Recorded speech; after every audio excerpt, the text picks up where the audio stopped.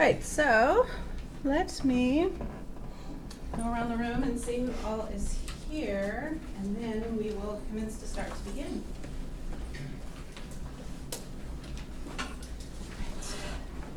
And I have a couple people who are going to add in, so after I go through the people who are on the list, we'll get your names. Okay, so Peter. Here. Is right there. And Robert is there. Taylor. Conlon. Caleb. Caleb.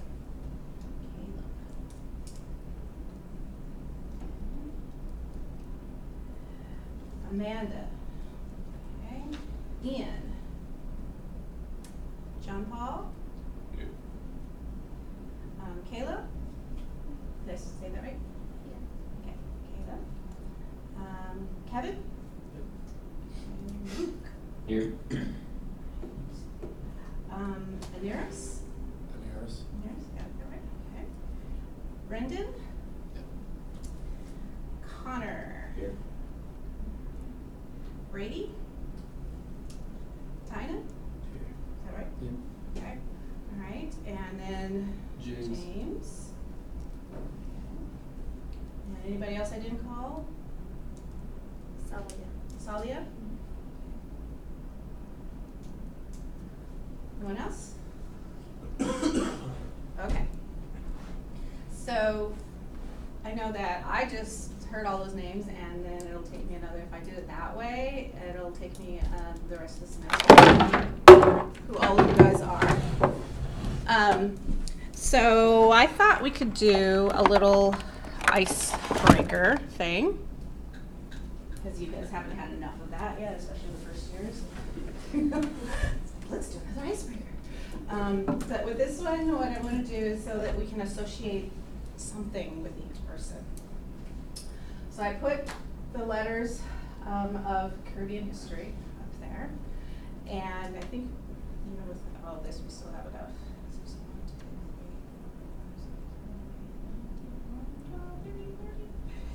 16. Okay. So what I want people to do is to pick one word that makes them think of the Caribbean, Caribbean history, the Caribbean region, anything like that that fits one of those letters. Put that word hyphen your name. Okay, your first name, or the name you'd like to be called in this class. Okay. So, for instance, if I got up there and it was O, I would put octopus, Professor Dungy. Okay? So, something like that. Right? So, there are only 2 pins up there. Actually, there's only one because I stole one. What do I do with it? Oh, it's over here. So, there are 2 pins. So, you guys, there's a green one over there on that side. But come on up. You think of something. Pick a letter. If that letter's gone, you're gonna have to think of another word or another letter.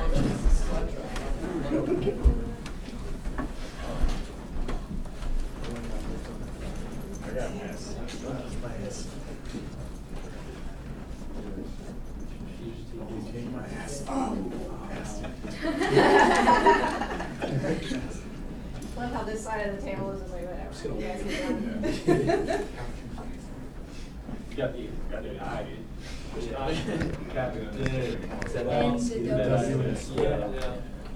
Oh, yep, and Sarah. Sarah.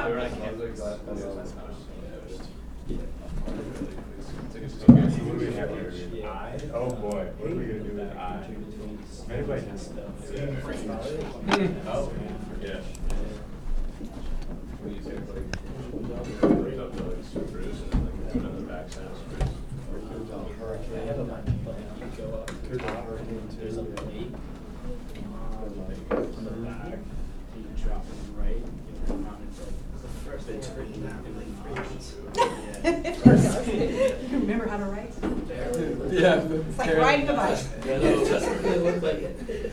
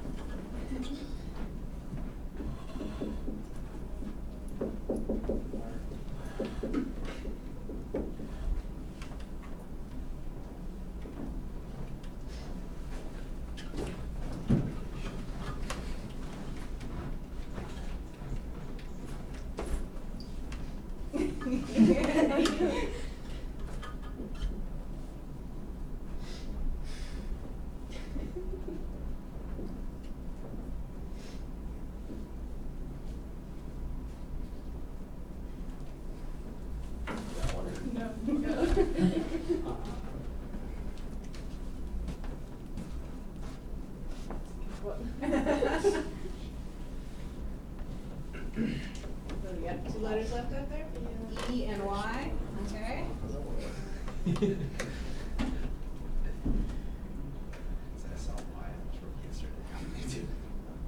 I mean, I could make a historian. You're a historian. Oh, actually, you're a business. I'm business, yeah.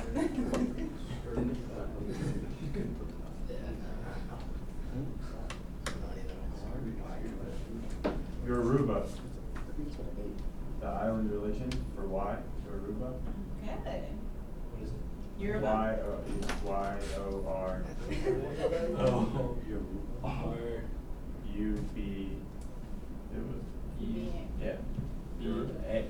Mhm. Yeah. R-U-B-A. That's it. Yeah. Alright. So. Who said that? Name? Robbie. Robbie. Okay, thank you, Robbie. Thanks, man. Okay. Explorers. Oh, that's a good one. I like your shirt, man. Thanks.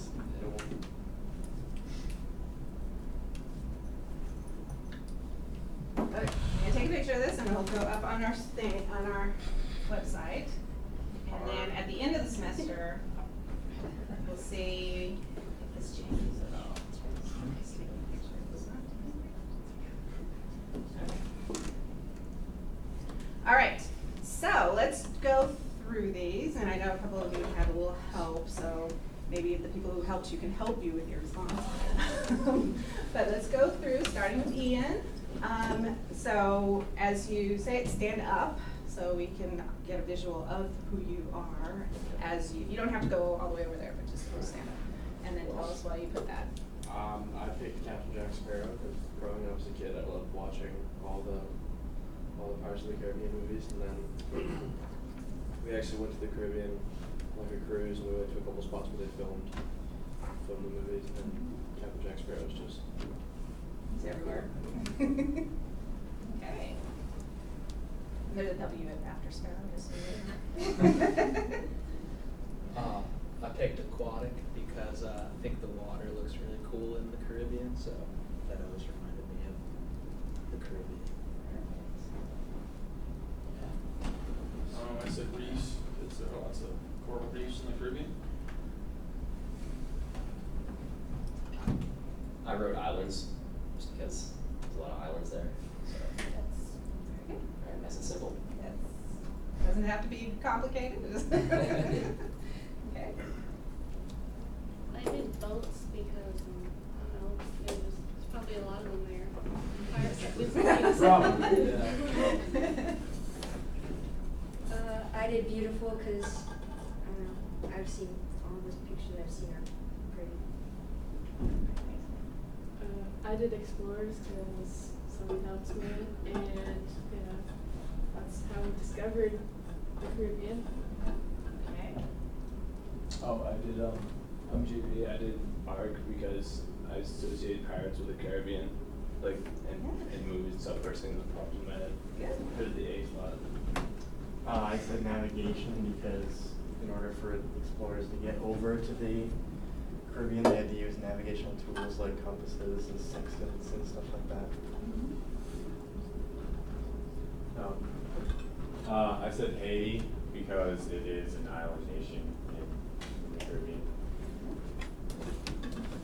I said interesting because the Caribbean's interesting, that's why we're all here, so. Because it's like the only I word you could think of. That was very well played. I did ships because there's water for ships. Yeah. I did tropicals because like where I'm from is tropical there. And I did ocean, I guess there's ocean. I did rain because it rains there. It does, yeah. I did Yoruba. You can pronounce it 2 different ways, Yoruba and Yoruba. Yoruba, because it was recommended, and I guess it is a religion. Is it? Or It's an island, it's kind of like an island religion slash like, it's like Christianity got kind of combined with natural, like with kind of natural, worship, so that's what. I'll add to that, it's actually an ethnicity that practices a West African religion. So the Yoruba are from what's now modern state of Nigeria, which was one of the primary places where slaves were brought to the Americas. And they brought with them their religion, which was then mixed with Catholicism. And so there's a syncretist religion that the Yoruba are a main part of. Haiti practices one of those types of religions that the Yoruba would have helped bring over. Good, okay. So, we know Tyson learned something new. Did anybody else learn something new? Yeah? I did. Yes. No, Which that's like island religion. and- Island religion, yeah. Anybody else, something new for them? I guess the religion. Yeah. Okay. Well, now I know it rains in the Caribbean too. You're welcome. In some places it does, and there's some very dry places in the Caribbean too. Huh. And then there are other places that get decimated by hurricanes, as we've seen in this last year. Anything else? I learned that a lot of people associate the Caribbean with like pirates, so. Yeah, how many pirate things do we have here? Yeah, count them up, I don't even know. Arc and navigation could work. Ships. Ships, Captain Jack Sparrow. definitely. Yeah, it's like- Yeah, the ocean. Islands, boats, quite explorers, quite a lot that could go with the pirates. And lucky for you, we actually do a couple weeks on pirates. Yeah, I even get to wear my pirate shoes, so. it'll be a lot I of get fun. extra credit Can for we dressing bring our up own in pirate pirate shoes. shoes? Well, you'll have a project, and if that's part of what your project does, then yes. Got 3 at home. It'd be interesting to try to find pirate costume in Burlington. It's actually not that hard. No surprise. Not that hard. You'd be This is so good. maybe appalled, maybe surprised, maybe not, but not that hard Like, to do. yeah, I live in St. Pete, Florida, and you can go to like Oh, any well. shop on the beach and it's like pirate outfits. Well, everywhere. yeah, and you have like a whole day when pirates go wandering through the streets, so. Oh, They have a wonderful holiday. Casper Hill. Jasper Hill. Mhm. Heard about it. Yeah, and you have pirate ships coming in So and all much kinds of fun. stuff. Total blast. I actually taught at New College, for about 5 years. Oh, really? Yeah. Quite familiar with I was Gasparilla. all dressed up in my outfit for Gasparilla 2 years ago. It was like 50 degrees. It was freezing. For a Floridian. Yeah, for Florida. Yeah, so here we're out in shorts and Yeah. tank tops, it's awesome, yeah. Anything else up there?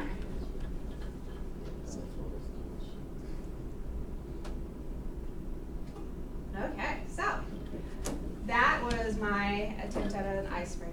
So now you kind of have these ideas here of things we're going to be talking about over the semester. You also have some things that can connect you with classmates and things that they've said.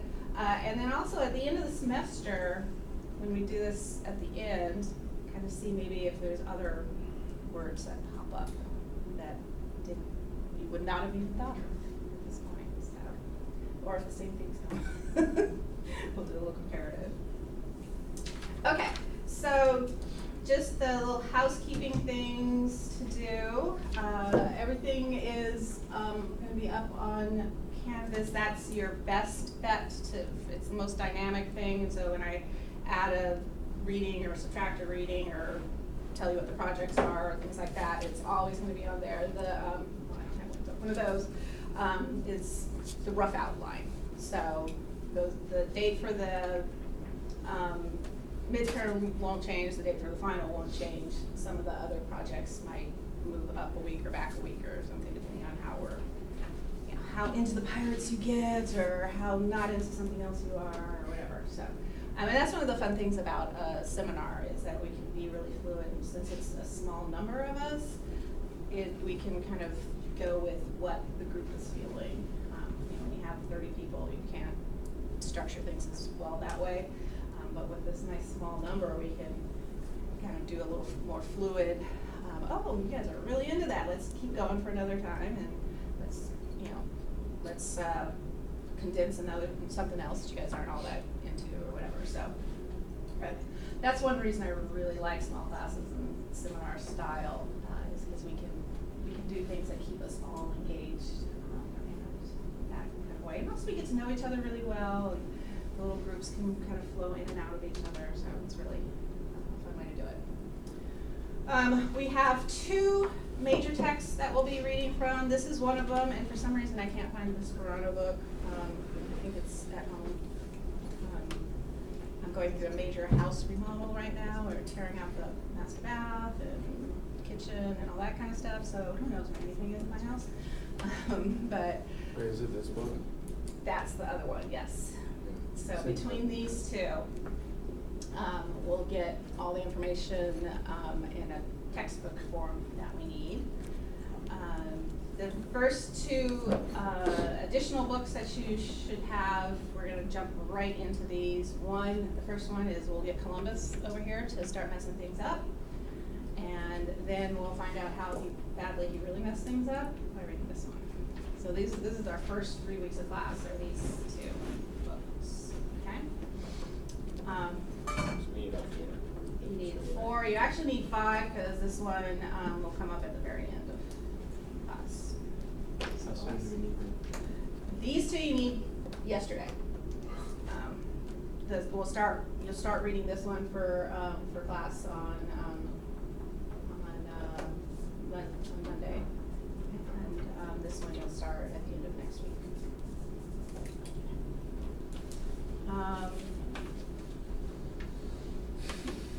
The textbooks they'll help pull everything together. I will give mini lectures. I'm not going to spend the whole class period doing lectures, but what I do with the lectures is try to help pull together the readings and what we've been talking about, so that it gives context to everything. But unlike a survey class, it's not lecture. This is the lectures just kind of add to what you're reading, the projects that you're doing. What I really expect, though, is to have you have read most of the things before we start our classes on Monday, so I don't have to spend a lot of time talking to you. So, how you figure out what you want to do is, until I can get them to change this, you go into the modules. Here's a list of your course books. So this lists all the course books that you have here. And then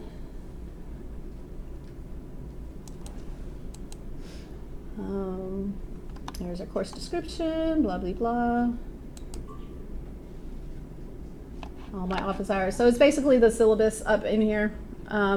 So you can go through that, make sure you have everything there. Go back to modules. So that's kind of popping out the major parts of the written syllabus there. Just attendance, just so you know, especially because we're in a seminar style format, it's really important that you're here, although I know life happens, so sometimes you can't be here. But you get 3 unexcused absences where you don't have to tell me, it's October 31st and the snow hit Smugs. I'm there. Don't have to tell me that. Just go. And as long as there's not a project that you have to get, tell your group mates that you're not going to be there. You don't have to tell me. Just make sure whoever's in your group knows that you're not going to be there, and they have all the work, and you're not leaving them on a lurch, or that you're not having to present something that day or whatever. But yeah, you've got 3 life days basically to do whatever you want. After that, especially because this is kind of a class, you're really eating into everybody else's time when you're not here, because we have to retell you what we did and kind of add you back into groups and that kind of thing. This does not include, do we have any sports people in here? Yeah, so it's a late afternoon class, and so a lot of times sports will kind of knock into that, and so we'll work around you guys with those kinds of things. Of course, the cesspool of germs over there with your dormitories, things happen there too, so please don't bring that here. So if you're really sick, hacking, coughing, got the the bubbly eye, all those kinds of things. Keep those to yourselves. And I've had somebody come in with a gorgeous pink eye, and I was like, we really don't need that here. You don't have to come. To help you with that, I'm going to integrity every class. So it's private just for our class, so nobody else can see it. So when we have discussions that you don't want everybody to know what you said, they can't. The only group that can access it is our class. But I'll have at least the vocal part of the class going on. Sometimes I'm not quite sure how the camera's going to be working with this, but at least you'll be able to hear what went on in class. And so if you are in quarantine or something, you can hear at least what happened with us. And for sports people, you can hear what happened while you were winning games for our team. So let's see what else with that. I think that's about it for that. Any questions on that? Okay.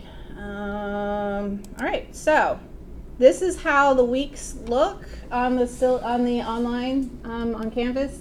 The major themes that we're going to cover that week are up there, and the reading assignments will be listed. What I'd like for each week, obviously for this week, since I didn't get this out to you, you can't have read all this by today, but what I would usually like is for you to have read the majority of what's up here by the first day of the week, so by Monday, so that we can do things about those things. So for this week, you've got the rest of the week to get into this. And then for next week, that's when I want you to have to start kind of getting all of these things read before. Okay, it is a seminar, and I am treating it the way that the new core curriculum is going to treat a junior seminar. So it's bumped up a little bit from what freshman seminar does. There's a lot more reading that you're responsible for outside of class. If you guys are having trouble with that, let me know. There are a lot of first years in here, so I know that learning the new way of doing things sometimes can be a little overwhelming and that kind of thing. Talk to me. Don't feel like you're all of a sudden under this mountain and you can't get out of it, and then in the 12th week, then I find out about it. Let me know as things are piling up, not after. Okay. With my seniors, y'all should be able to handle it by now. So this is that kind of thing. We have documentaries. I'll have projects that we're going to be doing in class, that kind of thing. So if they're extra readings, they will either be not extra readings, but non-textbook readings. They will either be on the page where you're supposed to find them. So this is actually your textbook here. This is this one here. So I kind of divided it into different sections. This is the destruction of the Indies, that other little one next to James there. This one is a reading from a textbook that I didn't make you buy. So you can either preview it, there it's open, or you can just go right into it. Okay, so anything that I didn't make you buy is up here. Okay. When we get to the pirate section, there's a whole book that I didn't make you buy, so I'm going to copy it for you online, which is major problem for copyright issues. But if you don't tell anybody, I won't tell anybody, and you can get a whole book online. So, but it's a really good book about pirates. It was just really expensive, and I was like, that's mean. I'll just copy it for them. So as long as you guys don't tell anybody, then we won't infringe on copyright, and it just stays in this class anyway.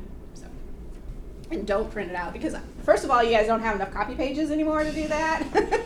And second of all, that would really infringe our copyright issues.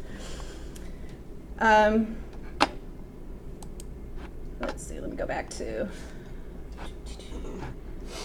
next week. This week. Okay, so for this week, there's an article that I want you to read, the Caribbean history. I actually copied it up here in case you haven't been able to get the book yet. So I know it's the first week, so that one is up there for you. Also, this is the Scorano book here. So for the first week, I copied everything for you. This one I did not copy. But it's a really easy read too, and I know he has it in the bookstore already. I checked.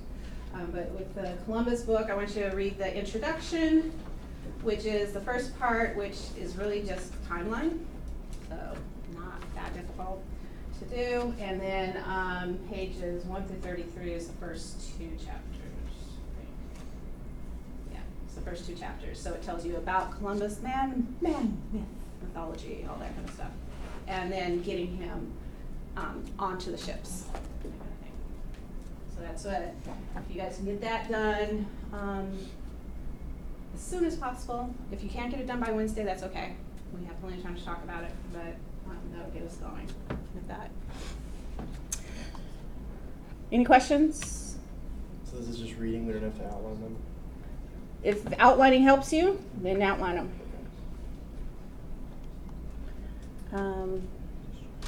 Let's see. I will have announcements every once in a while. This one I think you guys already have. That was your greetings. So this one is up in your announcements. Hello, welcome, kind of thing. And then as other things happen, if there's the map exam that comes up, I'll remind you ahead of time that it's coming up. It's on the 10th, right? It's on the 10th. That's a Monday, 2 Mondays from now. So yes, and I'll talk about that in a minute too. But I'll pop things to you through announcements on campus. Assignments, a good way to find assignments is on your Canvas page. Just go to assignments. Mine looks a little different because it's, I wonder if I can do the student view. Let's see, it'll let me do student view. Student view of announcements and assignments. There we go, assignments. Link. Yes, okay, so this is what you guys see. So all the assignments that we'll do, some in-class projects, and then the ones that are over time will be up on here. When you see this one, this World Court one is the one that will be going in class, but it means that you need to read all of these things because we're going to put these folks on trial. So you kind of need to know what they did. Map exams up here. The video that I'm going to have you watch, the study questions are here. So let's make a pirate land. Fun things. The midterm, of course, that's not available yet, but once it comes available, it'll clue in for you. So this also, I put these up here so that I think it populates your calendar too, and that's another reason why I kind of put them up there. So like when you're planning those days when you're not going to be here, you know that, oh, maybe that's not one of those days I should plan to not be here because we're going to be doing something. So, I'm doing things to try and help you. So, another big thing that we're going to be using in this class is the discussion site. This is all new for the first years. Do you guys use Canvas in K through 12 or high school at all? You did? So those of you who have, this is not so unfamiliar, but for others, and even for some upper class, some sophomores and higher, this is a new thing. Not everybody uses it, but for a seminar, it's excellent because we can do a lot of things in class, out of class, continue discussions that we have in class, online, help to build discussions so that when we get to class, we're not all sitting and staring at each other like, we don't know, what do you think? Everything. We know what you thought because we've discussed it. And so we come in pre-populated with ideas and things like that, so we can just hit the ground running, use our 90 minutes effectively and efficiently in that way. So For instance, with the World Court thing, people will already have researched their role and have things going, but we'll do it in a discussion group kind of way, so people can say, well, wait a minute, if you're this person, maybe you want to think about this, or go check out this reading, or make sure you include such and such, so you can help each other out with that, so that when we have the actual event, it'll be a group kind of effort. Okay? So the discussion things are going to be a really major part of our seminar. If I put you into groups, one way that you find it is through people, and then the groups will be assigned. So like with our discussion of the Indies, I've just started doing that. So you'll find the groups under people. And I'll go over that as we start doing those kinds of projects. You have to sign up for Tegrity, but once you do, then you'll be able to catch all of these things, all these classes in there. All right. Here's your calendar. I think it's pre-populated already. August is over. September. Yeah. See how when you go to your calendar, there are already things in there, so you know. My class is awesome, and it'll be just all over your calendar. Okay. Any questions? We're good? All right. So what I want to do next is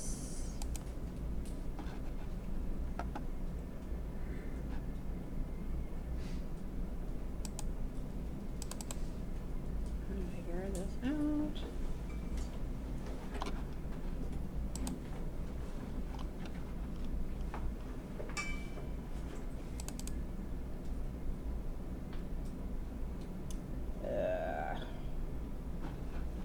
Changed everything on me. Here, let me see. I can figure this out. I'm gonna figure it out. I am. Is it warm in here, or is it just me? It's really. It's warm. It's warm in here.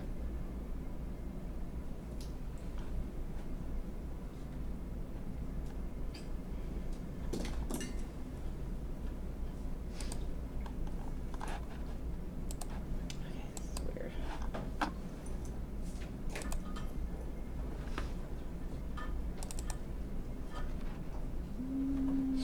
There we go.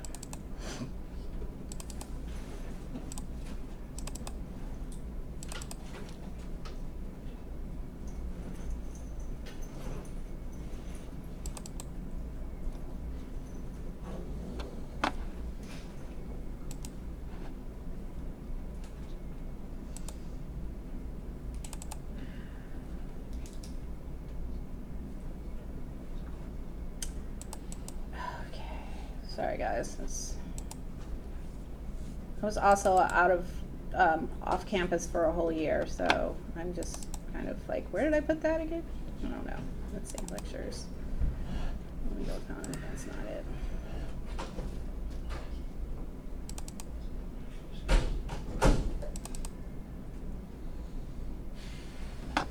Okay, it's not being nice to me. Here we go.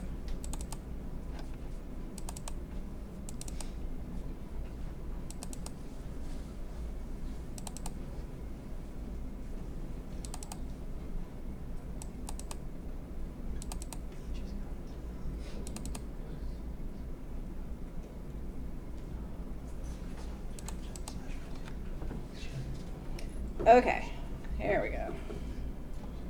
Open wide.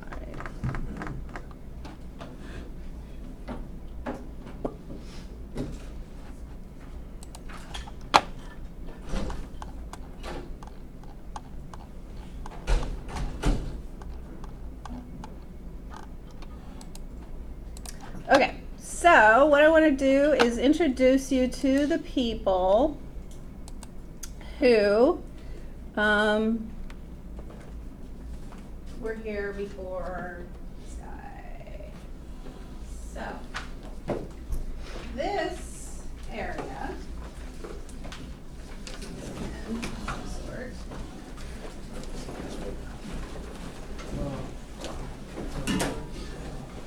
so we're gonna dive in, start working.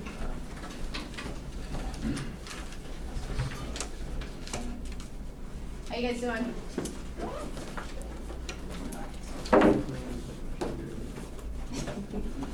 Okay, so the region that we're talking about, the Caribbean, was obviously not empty when the Europeans got here. There are people who lived here, and there are people who lived here a long time. You're going to read about them in the next week, about who they were and what they were doing. So I'm just going to give you a it's not going to do that for me. That would be too easy. A brief overview of who they are. The overall name for the group at the point of contact was Arawak. So that would be like saying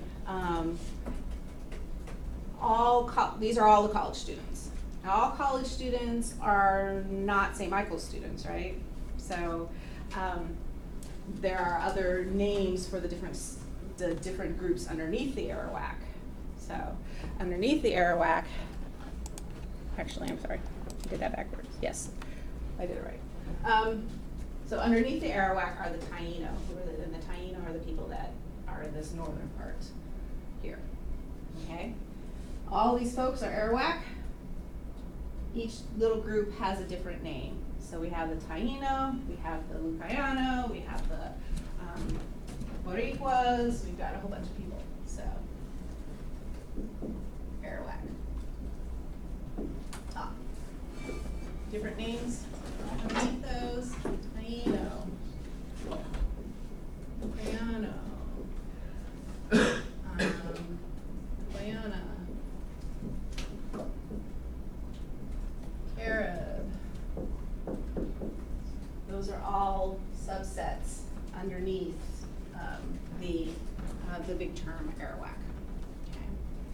So that'd be like saying you're all college students, but we got St. Mike's kids, we got UVM kids, we've got Middlebury kids. So each of those under our big Vermont college thing. Okay. So this area is highly populated, and it's been populated for thousands of years as people come out of, mostly the Caribbean area is populated out of the Amazonian region. So people are pushing out of the Amazonian region, that's Brazil's down here, the Amazon kind of goes here, and people are coming up to the coastline and then going in different waves this way. Okay.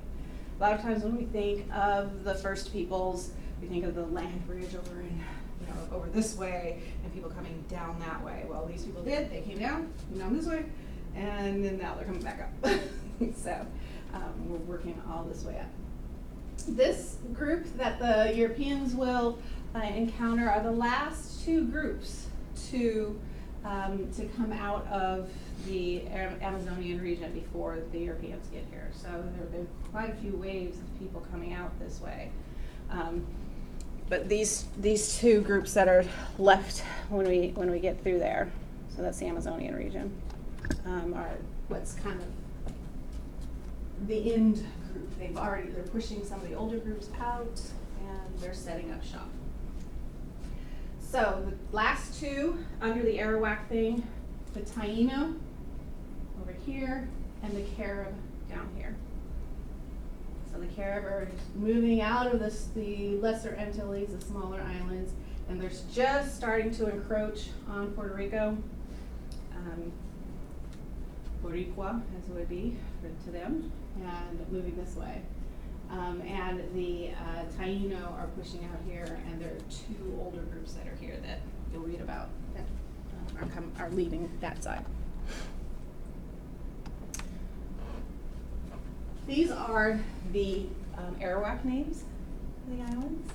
So if you have a Puerto Rican friend, a lot of the times they'll say Boricua, right? Or you have a friend from the Dominican Republic, they might say Quisqueana. Those are actually Arawak names for those regions. Haiti actually was an Arawak word for the island.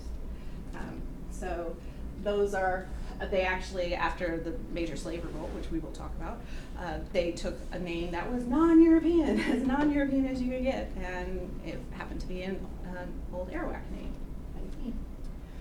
Cuba is actually a shortening of an Arawak word, Cubana, which was their name for the island when Columbus got there. You'll find on a lot of these islands, kind of like in Virginia and Massachusetts, where you have all these indigenous names for things, and you're like, why in the world are we calling it that? It's because that's what the people actually who lived there called it.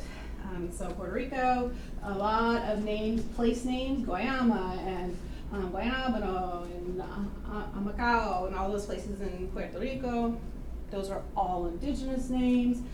You'll see the same thing in the Dominican Republic. Not so much in Haiti because Haiti's a little different. Cuba, different regions in Cuba named with their Arawak names as well. You see I wrote the word Lucayano up there.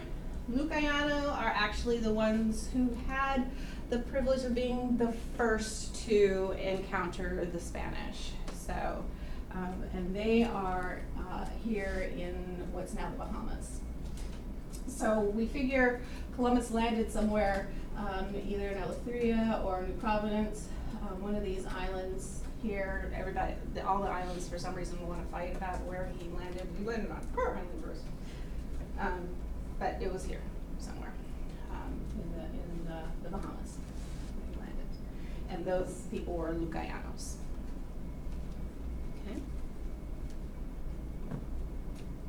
Any questions about that?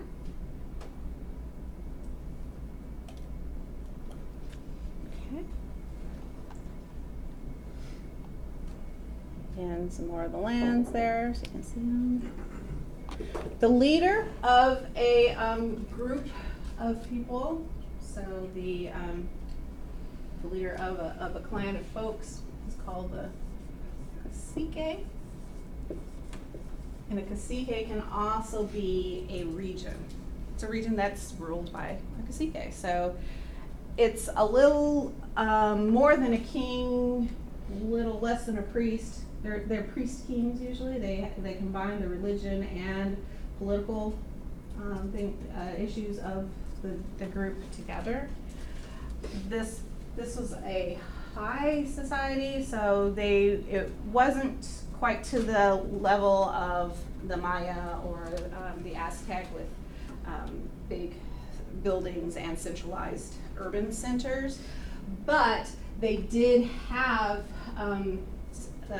what kind of like what the old Mayans had, which were city-states, where you would have multiple kinship areas.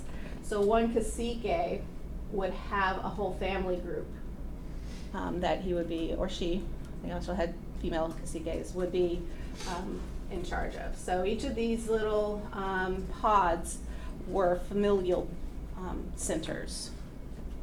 They were matrilineal. Not the Carib, but the others, everybody else were matrilineal. So the cacique, if the cacique was male, it would come from his mother's or his aunt's family. So instead of the way we do things where it comes from the father or the uncle's family, it would come from the mother or the sister of your mother. That's how you would find it. I don't know where he's going with that. I was going somewhere with that. There's our cacique. There.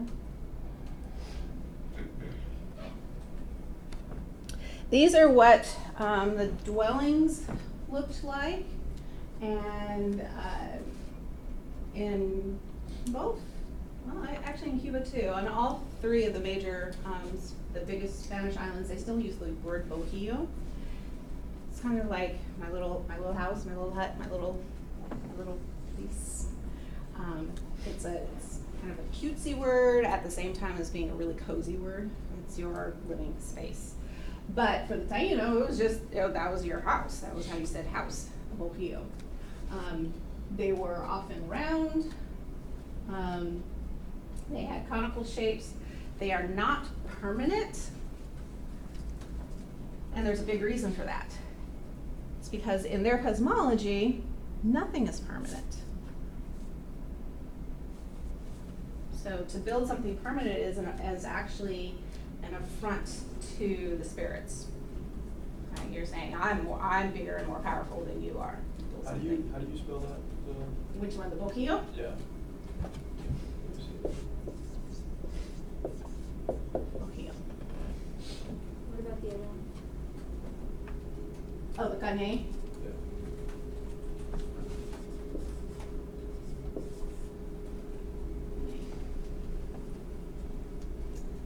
Yeah. So the spirit world was really, really important to the Arawak. Everything was imbibed with spirit. Everything had a meaning, everything had a purpose, and you couldn't just go in and appropriate things. There's no such thing as personal property. Everything is communal, and even above being communal, it's global, right? So everything belongs to everyone, and everyone belongs to everything.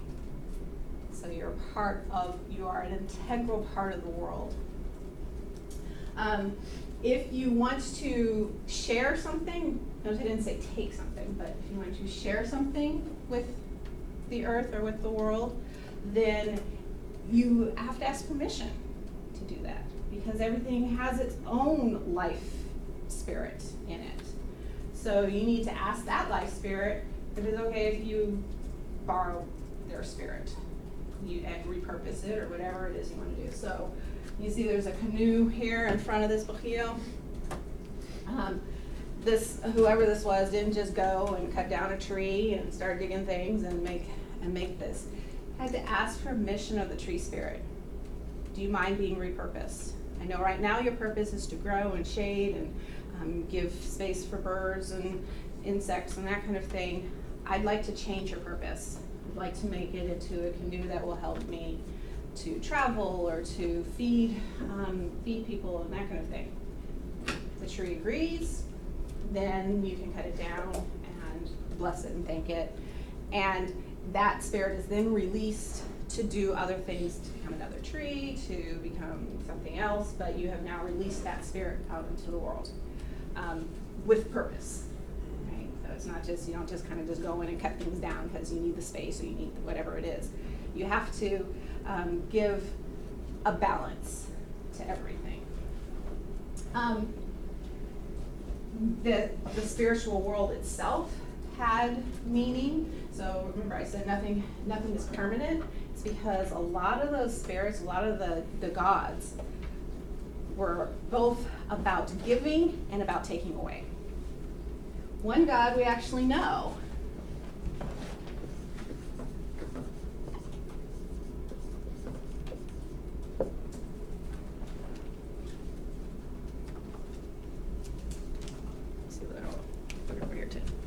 It can either be spelled with an H or a J. I'll put it with a J over here.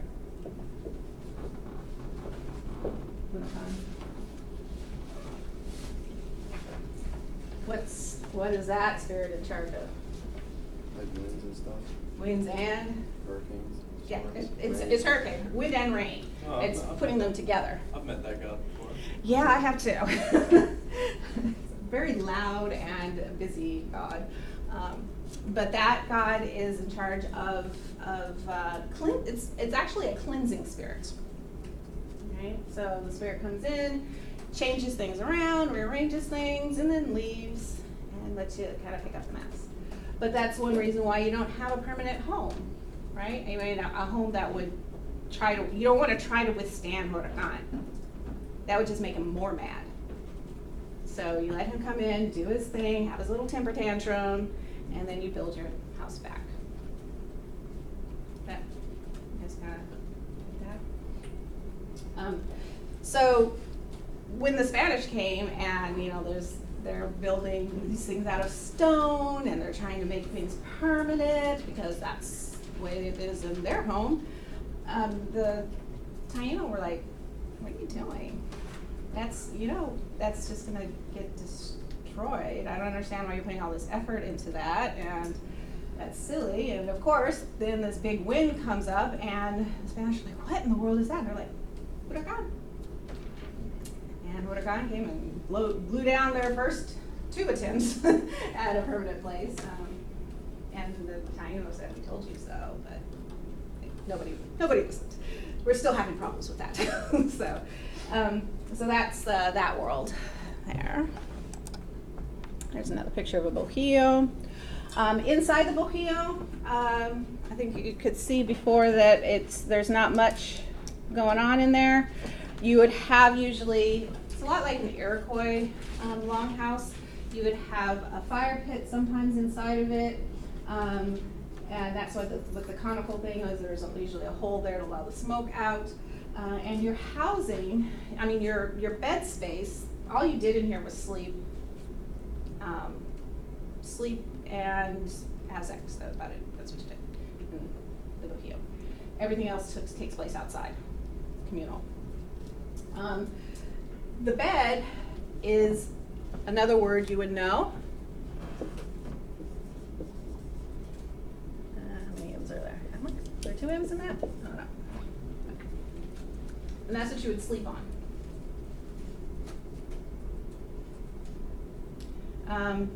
Many reasons why you would not sleep on the ground or with something that had sticks in the ground, like a cot or something like that. What, you guys know the reasons why?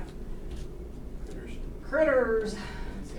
Insects, creepy crawlies, snakes, those kinds of things. Yeah, you don't want to be on their level at all. So with the hammocks, they were staked to the poles and the foundations of the bohio, the konoi, and you could rock, and it's cooler. You have air circulation around you, so it stays cool. So there are a bunch of different reasons. You would also put your food up in a hammock-like thing, so things can't crawl into it. Some flying things might get at it, but you're not gonna, it makes it harder for the things. There aren't very many big mammals, so it's not like you have to hide it from a bear or something. But there's only, and there are not very many rodents either. There's one rodent whose name I'm blanking on right now, who's about the size of a really large guinea pig, and that's about it. And he didn't climb very well, so if you could get up off the ground, you were good. So this is what an Arawak village would look like. I'm not really talking about the Carib. The Carib have a whole different take on life. These are the Taino, Lugayano, the Cubanos too. Communal type life, everybody working for the betterment of the society. You do a job almost in that Marxist way of kind of what you can produce, you give, and you give as you are able. So it's not that, and then you get a share of everything. So the elderly who might not be able to produce as much, they still are very well taken care of because they're doing other things. They're taking care of the children, they're teaching life skills, they're passing on traditions. So while they might not be out hunting, their skill is still useful to the community and they are compensated for that. There were gender issues, gendered things that people did. Although they also had a very fluid gender too. So they had what we would consider a male gender and a female gender, but they also had a fluid gender who could go into both worlds. It wasn't a big deal. It's just who that person was somebody who could be in both worlds.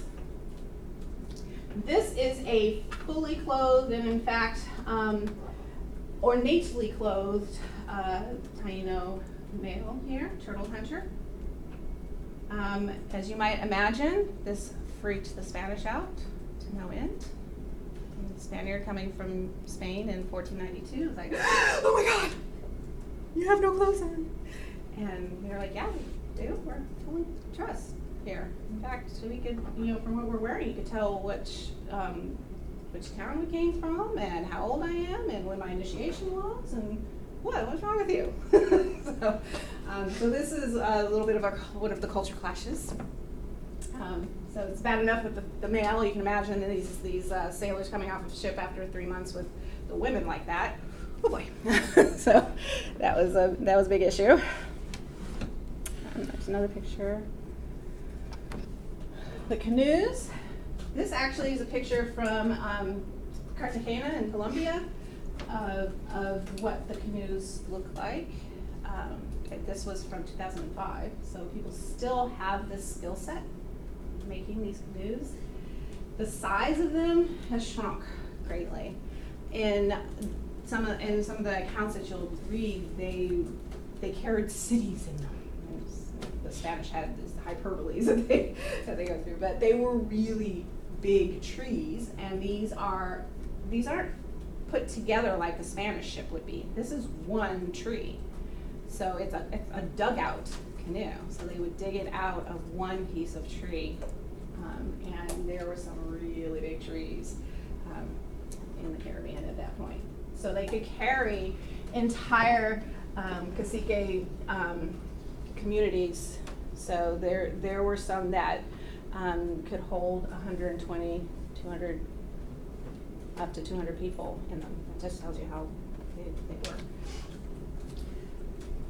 They didn't have iron implements, so how did they dig this out? Like fire, maybe, like burning out the inside. That's part of what they did. So yes, you use fire for it, but too much fire and you burn up your dugout. Okay. So how do you moderate the fire? Maybe water, like pouring it around it, controlling it. That's good. Yeah. Caleb? Stone or something. Stone and sand. Yes. How would you use that? Either to put out the fire or to direct it, like when making a campfire. Yeah. Did you have Good. Okay. So using our fire, right? We've got that, and you burn it at such a level as to make ash. You know how when you have a piece of firewood and it burns so hot that you get the ash? With that, you carve that out and you put the sand in it to help hold its shape. And you burn around that. And then you carve a little bit more and you burn around that. You want to make sure that, you know, that ash, because that ash is actually really hot and it could actually burn all the way through. That's why you put the damp sand in it, to then stop the burn process. And then you keep burning around it and you dig it out in that way.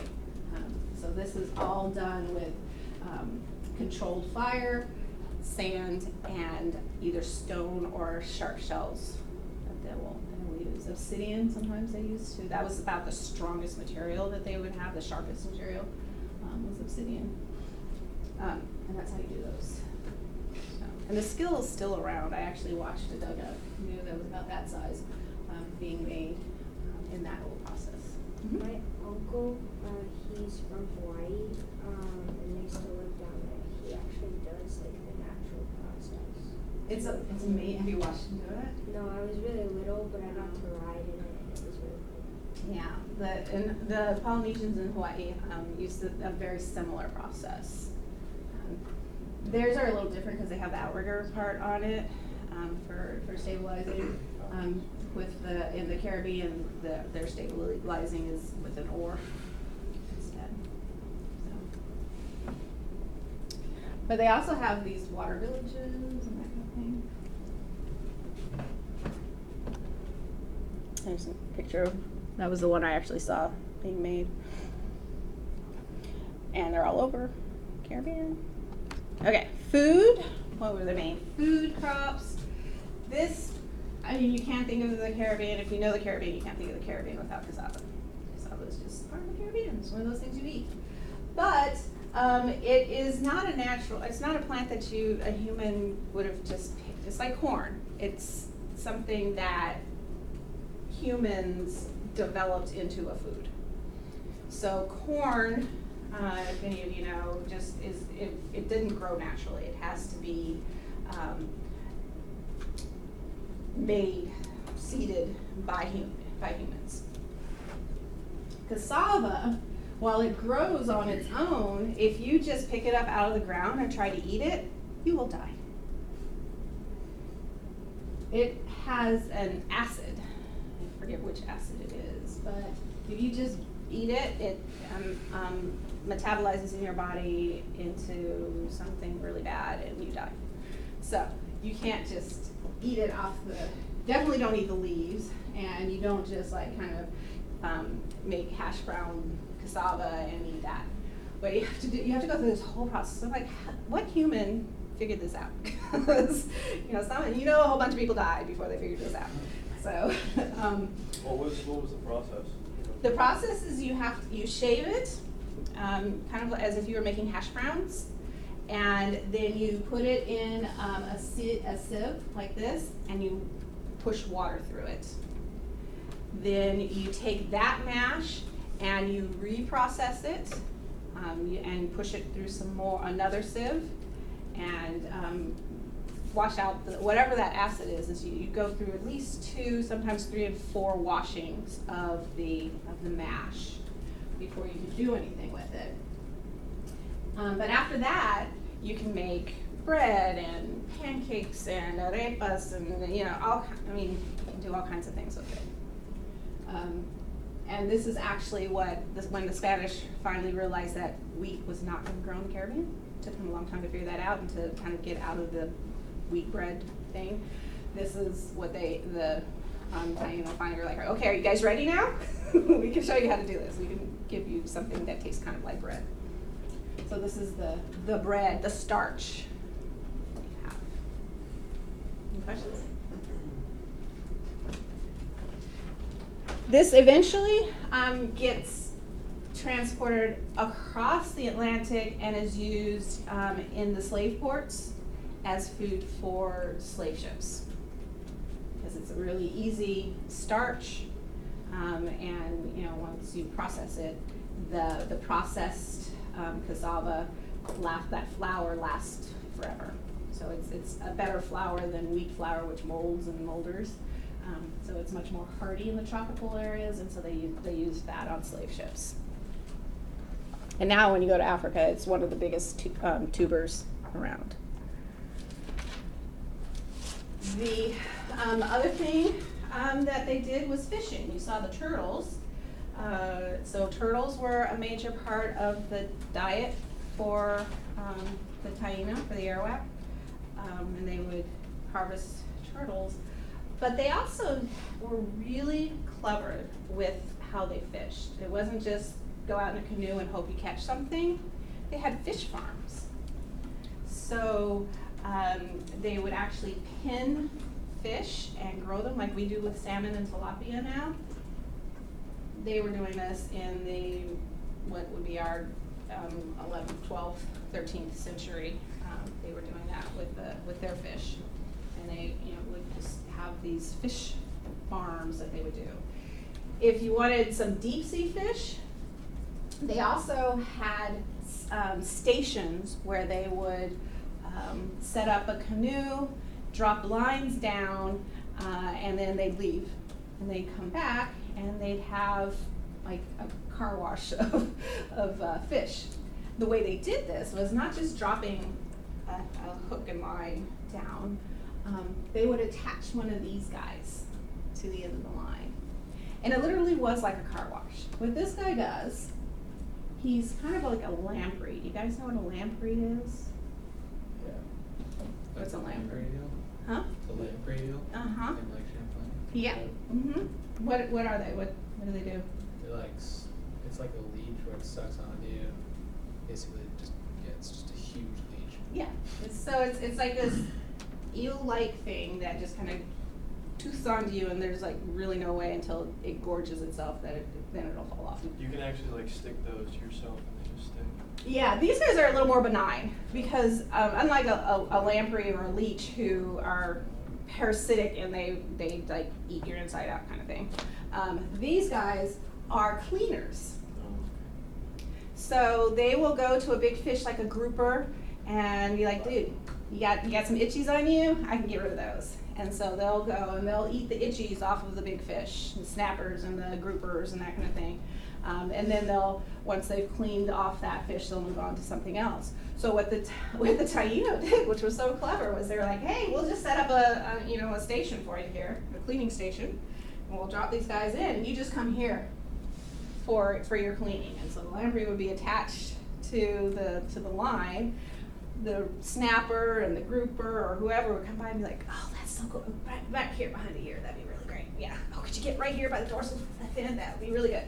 And so while these guys are cleaning them, the Taino come back in and they're like, oh, awesome, you guys are attached. So while they're sucked onto the guys, onto whatever fish it is, they would just reel it up.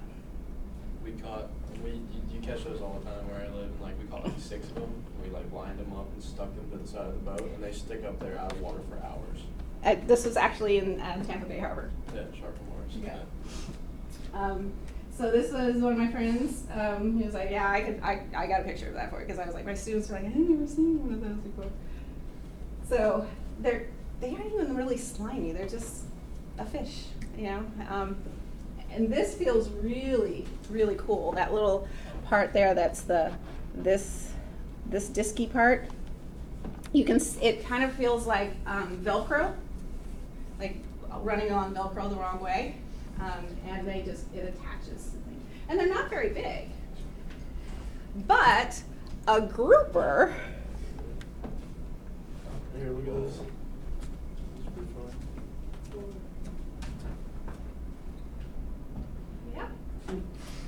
yeah, they're small little guys. So yeah, you want to pass that around? Yeah, sure. Steal my phone. Steal his password. So as you see, as that's going around, it's not a very big, and I mean about the biggest they get is about that big. Groupers and snappers, we're kind of fishing them into non-existence, but they could be huge. So, I mean, you can kind of see dimensions of that a little 2-foot thing on this. That's a grouper in the middle of the ocean kind of thing. So once it was attached, you would just kind of reel it in, and they stuck. I mean, when it's stuck, it's stuck. You're not going to pull it off as you're pulling up the remora.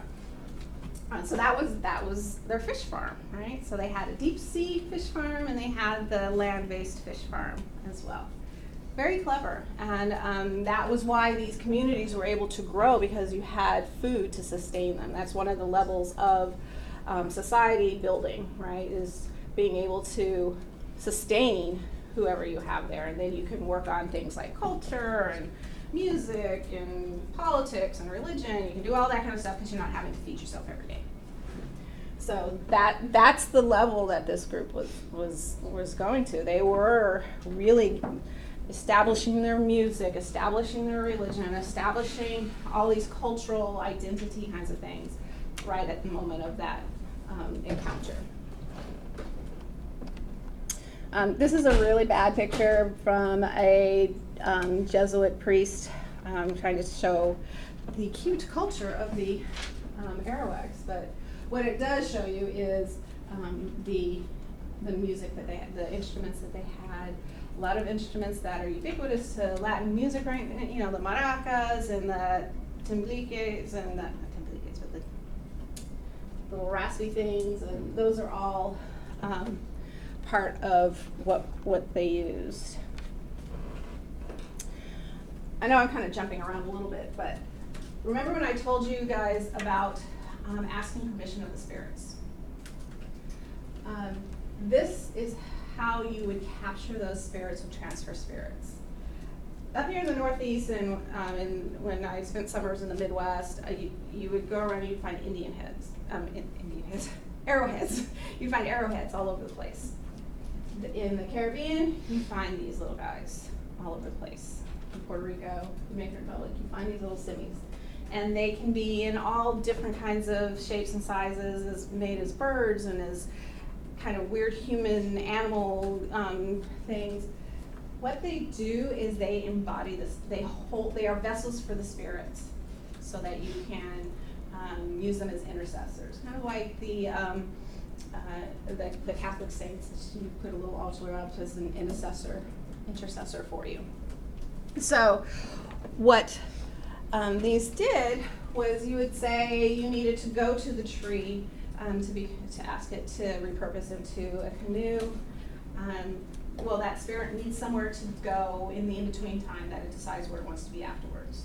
So you would ask it, can I please use you to be a chair? And then it would say, well, okay, I guess a chair if you want. I can find something else to do. So it would go into the simi, and then the priest would help release it back out into the world. So you can go that way. Another thing you could use a simi for was to ask for help, like a woman giving birth, in childbirth. She would go to the simi and ask for help from the ancestor mothers who've given birth before, and for protection and those kinds of things. And so you would have the simis near you, and that would be kind of like having the saints around you, your little velas and the candles and that kind of thing. So you would have these spirits around you as protection. So calling on the ancestors. It wasn't exactly ancestor worshiping, but it was connecting yourself with the past in the present for the future. I think it was, their timeline wasn't linear, it was cyclical. Mm-hmm. Right, so were these semis human spirits, or were they They were, anything? a spirit doesn't have a corporeal form, so it could have been human, it could have been air, it could have been a tree. The spirit is what you need help with. Okay. Does that make sense? It's a different way of thinking of things. The best way I can help with that is the idea of the saint icons. So you kind of bring in the help that you need. You know, you wear the I can't even think of my physical self. Can't think of Catholic saints right now. But you know, you'd wear somebody around your on a chain to help you with travel or with lost causes or whatever it is. And that's what these kind of things did for you.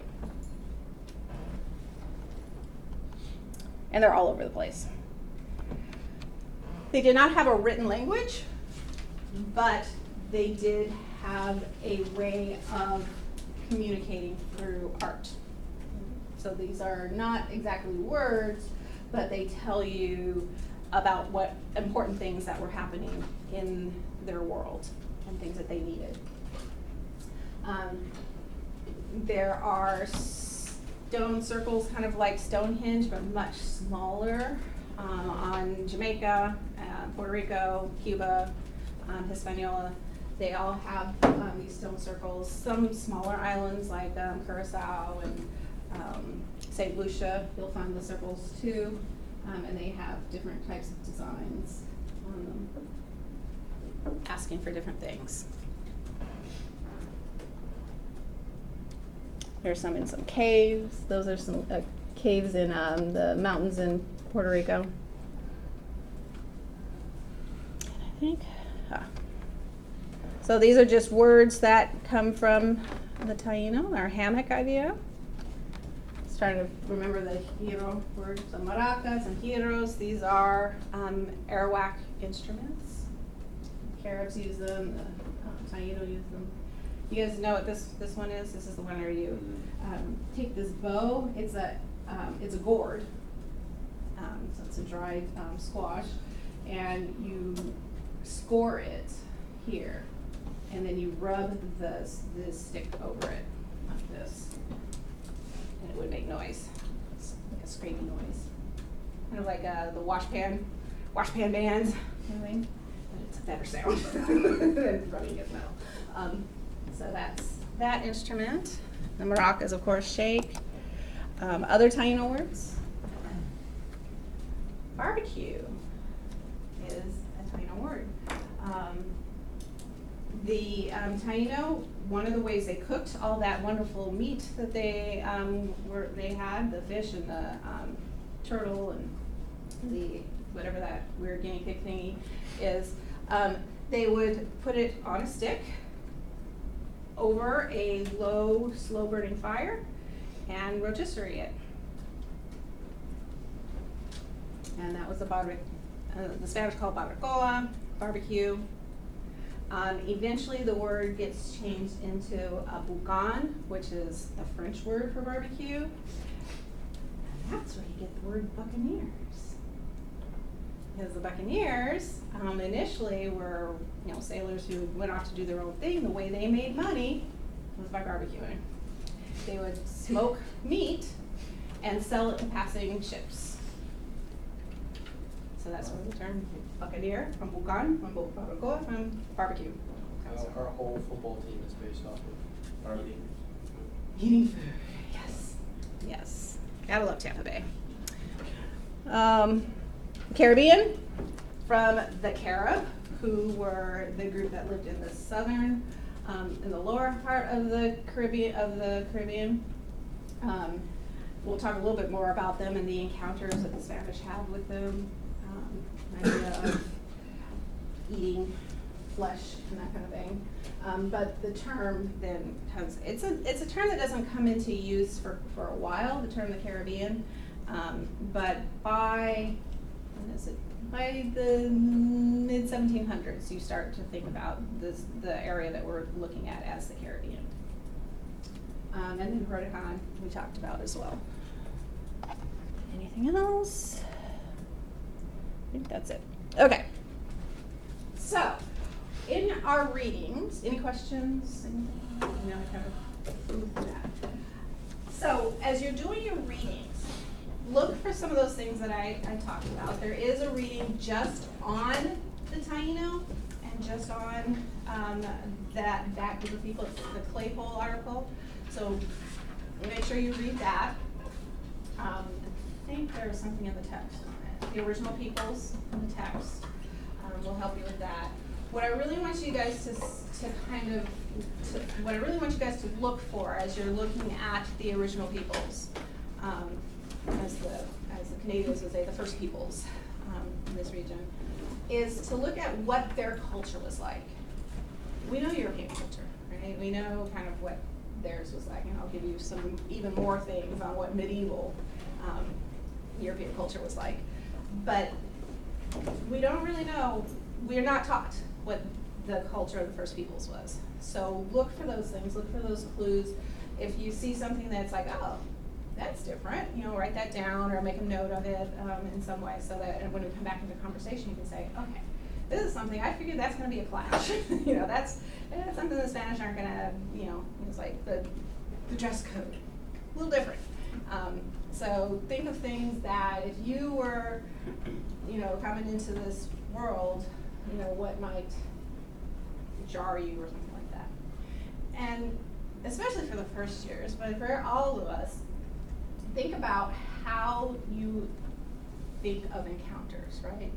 First years, this is a new place, right? This is Disney-esque, a whole new world, right? So you're coming in and this isn't Kansas anymore, right? This is, something's different. Some things are the same. There's some things that, will happen everywhere, but there are other things where you're just like, ooh, yeah, okay.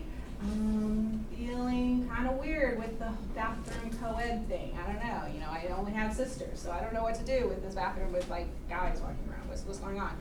So think of like the things that kind of throw you off or off-put you, or things that you just dive into. It might be different, but hey, why haven't I been doing this all along, kind of thing. So while you're going through all these new experiences, think about what that would have been like for both sides in this encounter. Okay? All right. I am going to leave it at that so that we can breathe a little bit today. Welcome to the class, and I am expecting wonderful, fun things from this. And if you have any questions, just pop me an email or a little message on campus or whatever you need. And I will see you guys first thing on last thing, I guess, on Wednesday.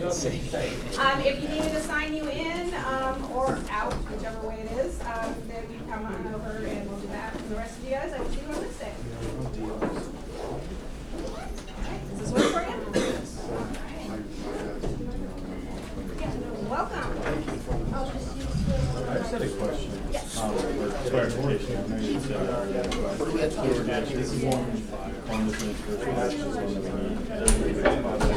And then we go on. This one, and then. Yeah, the textbooks, and if you're trying to, money kind of things, through the first couple weeks, I'll have those readings online, but by the third week. Yeah, no, I'll get it by, I'm just planning. You have a couple if I weeks, need yeah. to get it at the bookstore These two I would immediately get or. right away because Yeah.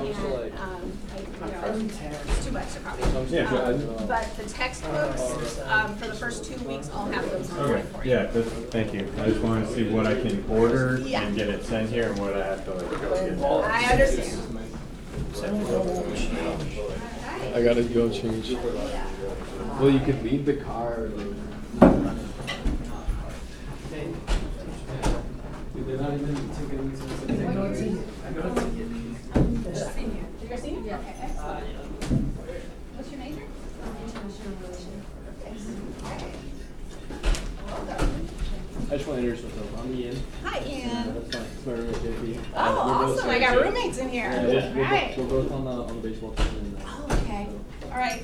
Baseball, that's a spring sport, right? Yes, ma'am. Okay, so you guys aren't gonna. Yeah. Yeah, but I mean, we're still. But your training starts. Yeah, our training starts like the 10th of next month, and we're gonna have a couple games that we're playing. Exhibition And games then, and stuff? yeah, small games. And then our coach was saying that he's gonna get like a list of like the dates we can miss. Okay. So. That's really helpful for both of us, so that I know, like, if I'm planning like an in-class thing and. Yeah. And sport, and yeah, this is the afternoon class with sports sometimes. Yeah, so what he told me, he was like, don't change your schedule around, like, I'm a pitcher only, so he's like, if you have class, just either go in early, like throw with somebody, or go after class, so, cause I was trying to like hurry around and change this class, and I was like, I really don't want to, cause number one, I actually like Caribbean history, number two, like, it's just a pain to like change class, Yeah. so. No, I'm very excited to take this class. Okay. That was the first time I've ever taken like notes on a laptop, and I went absolutely on it. Good. Like it was fun. It was the first day. It was fun.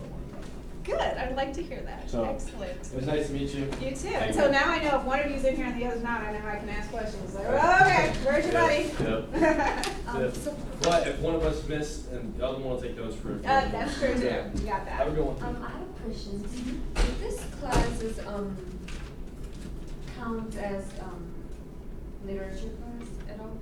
Not for literature. No. I'm like so one of my requirements to take one literature class, and I don't know if that's English class or because like I already finished college writing. Okay. And Let me turn this off first here. I can help you with that.